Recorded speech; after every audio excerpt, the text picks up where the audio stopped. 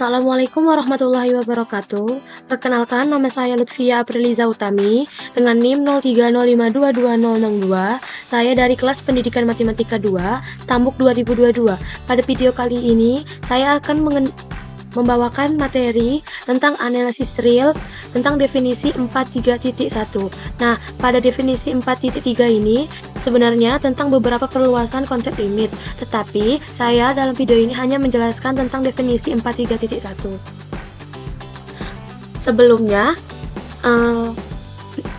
Sebelumnya titik klaster C dihampiri dari kedua sisi dalam konsep limit.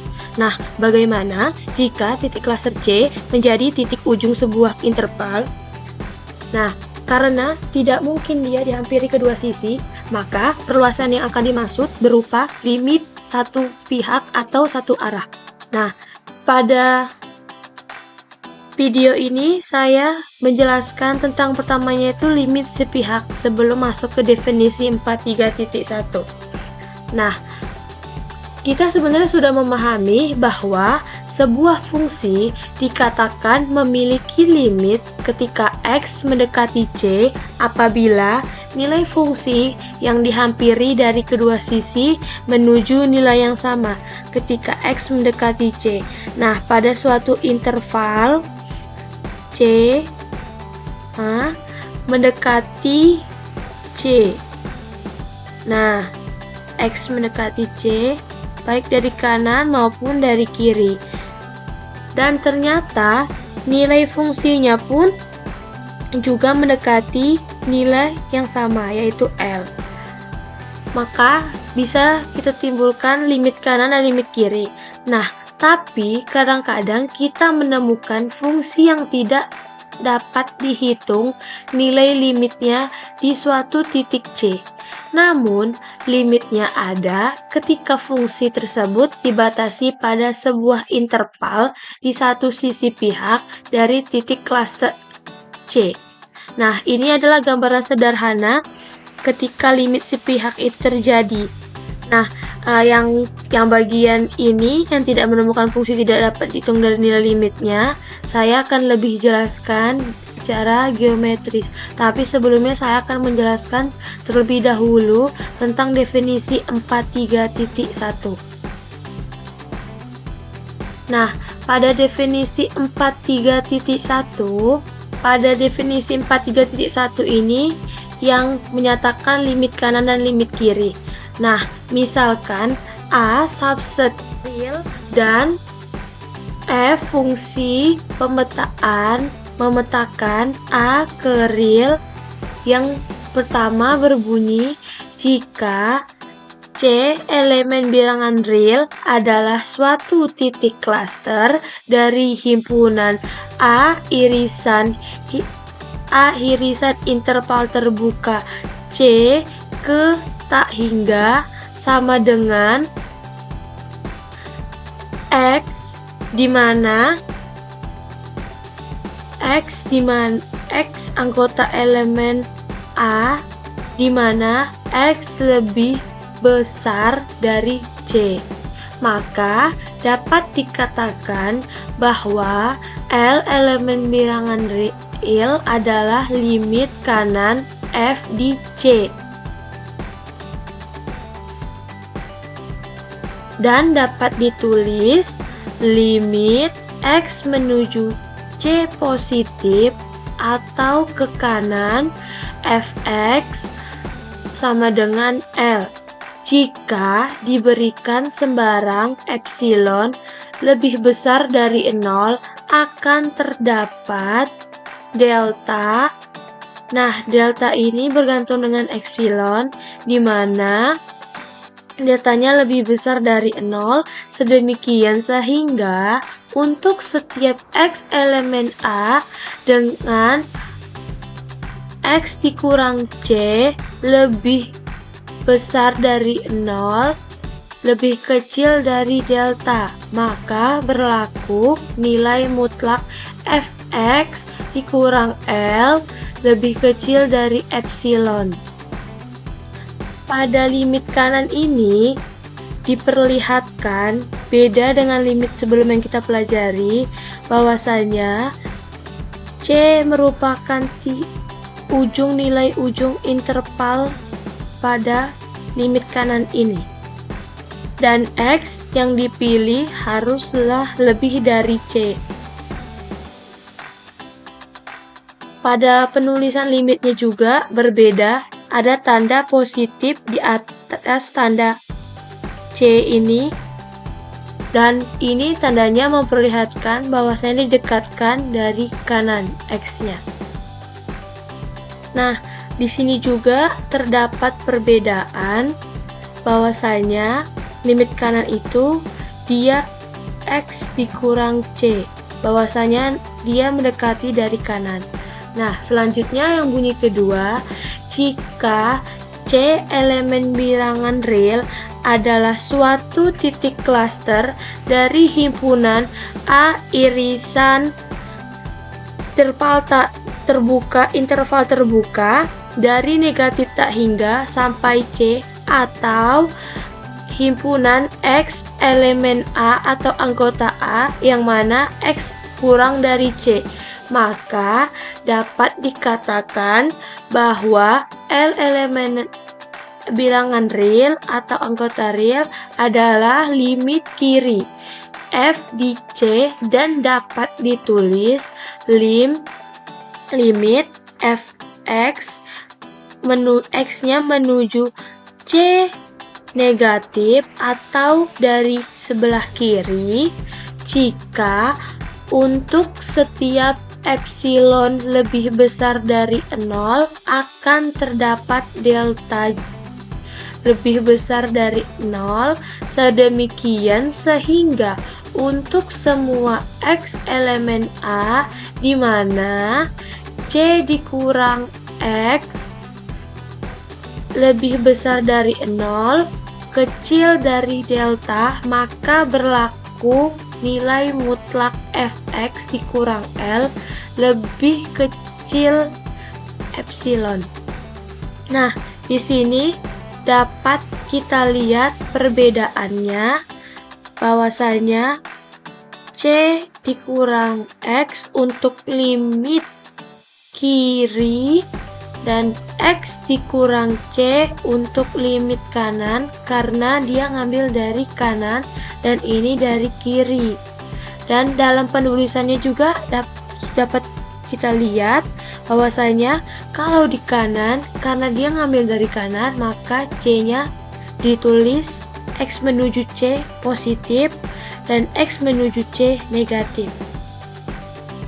Nah, pada definisi 43.1 ini juga sangat menekankan bahwasanya beda yang sudah kita pelajari sebelumnya, konsep limit bisa didekati dari kanan dan kiri, tapi pada definisi 43.1 ini bisa dari limit kanan didekati dari kanan dan bisa didekati dari kiri. Maka disebut juga limit sepihak karena bisa didekati dari kanan saja dan di kiri saja. Selanjutnya, saya akan memperlihatkan pendekatan secara geometris, tapi ingat dulu bahwasanya limit sepihak bisa ada walaupun limit dua sisi tidak ada. Jika limit X menuju C positif, Fx tidak sama dengan limit X menuju C negatif Fx, atau limit kanan tidak sama dengan limit kiri, maka limit X menuju C Fx. Maaf, sebelumnya ada kesalahan dalam penulisan, maksudnya itu tidak ada, maka nilai limit X menuju C Fx itu tidak ada karena limit kanan tidak sama dengan limit kiri hasilnya. Nah, yang ketiga, jika limit dua sisi ada, maka nilainya harus sama dengan limit sepihak kanan dan kiri. Nah, selanjutnya saya akan dekatkan dengan geometris. Nah, dalam pendekatan secara geometris yang tadi, yang bahwasanya tidak ada nilai limit Fx karena beda nilai limit kiri dan limit kanannya. Tetapi ada nilai limit kanan, ada nilai limit kirinya. Ada limit kanannya, ada limit kirinya. Nah, di sini kita dapat lihat bahwasanya kita lihat bahwa limit titik klaster C tidak memiliki nilai limitnya. Nih. Tetapi memiliki nilai limit kanan. Karena kita membatasi intervalnya dari kanan aja. Maka dia akan memiliki nilai limit yaitu M. Dan ketika kita batas intervalnya dari kiri saja, maka dia akan mendapatkan nilai limit L.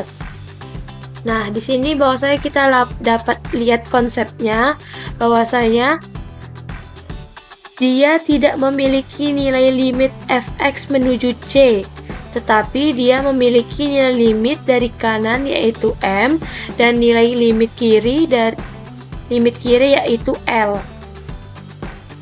Lebih baiknya masuk saja ke contoh untuk lebih jelasnya.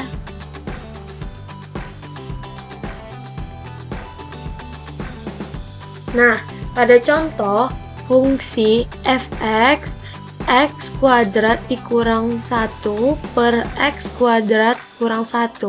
Nah, ini sebenarnya tidak terdefinisi untuk semua x bilangan real kecuali x sama dengan 1. Nah, titik klasternya di sini yaitu 1. Nah, kalau ketika kita substitusikan atau kita masukkan f-nya itu sama dengan 1, maka 1 kuadrat dikurang 1, 0 per 0, maka dia tidak terdefinisi. Jadi, kita mau buktikan dari limit kanan dan limit kiri. Nah, dari grafik kita juga dapat melihat. Tapi kalau ini, nah di sini kita bisa melihat langsung fungsinya dari kurvanya ini. Ya, ini fx-nya.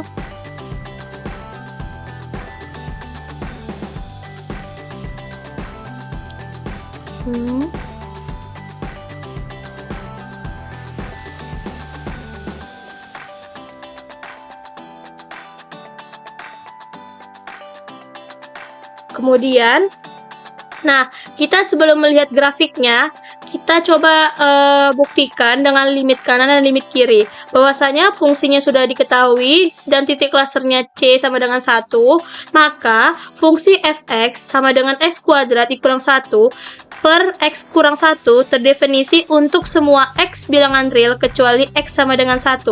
Nah, misalnya kalau kita substitusiin dengan titik klasternya, f sama dengan f1 sama dengan 1 kuadrat dikurang 1 per 1 dikurang 1 sama dengan 0 per 0.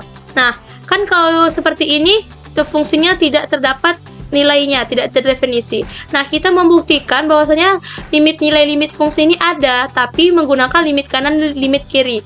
Nah, mendekati dari, misalnya, kita dekatkan mau dari kanan. Nah, kalau dari kanan otomatis lebih besar dari angka 1. Bisa kita masukkan 1,01, 1,1, 1,2. Nah, di grafiknya ini juga ke kanan. Ke titik klasternya yaitu 1. Nah, kemudian kita substitusikan juga dengan dari kiri 0,99, 0,9, 0,8 dari fungsi fx-nya ini x kuadrat kurang 1 per x kurang 1 mendekati 1 titik klasternya. Maka kita dapatkan bahwasanya limit kanannya jadi 2 hasilnya. Nah, karena dia mendekati 2, kita lihat dari substitusi manual kan. Nah, kalau dari kiri kita lihat juga yang menuju ke angka 1 itu dia mendekati ke angka 2, maka limit kirinya juga mendapatkan nilainya 2.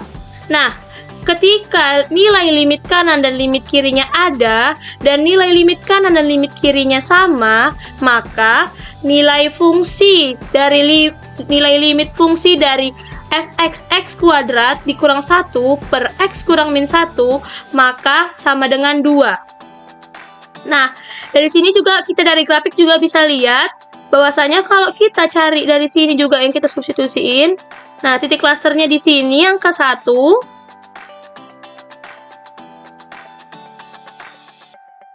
Nih titik klasternya 1 dan fungsi fx-nya grafiknya ini,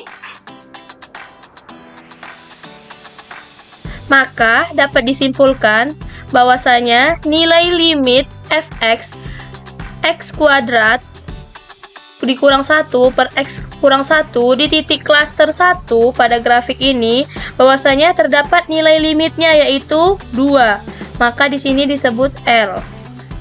Nah, ini dia nilai limitnya. Nah, dari sini sudah terbukti bahwasanya nilai limit fungsi dari x kuadrat dikurang 1 per x kurang 1 hasilnya 2. Karena hasil nilai limit kanan dan limit kirinya sama. Nah, dan dari pendekatan manual juga sudah kita buktikan dari kanan dan kirinya dia mendekati kedua dari titik klasternya 1. Baik, sekian dari penjelasan saya mengenai limit kanan dan limit kiri atau limit sepihak atau limit satu arah. Bila ada kata salah saya mohon maaf. Saya tutup. Wabillahi taufik walhidayah. Wassalamualaikum warahmatullahi wabarakatuh. Terima kasih.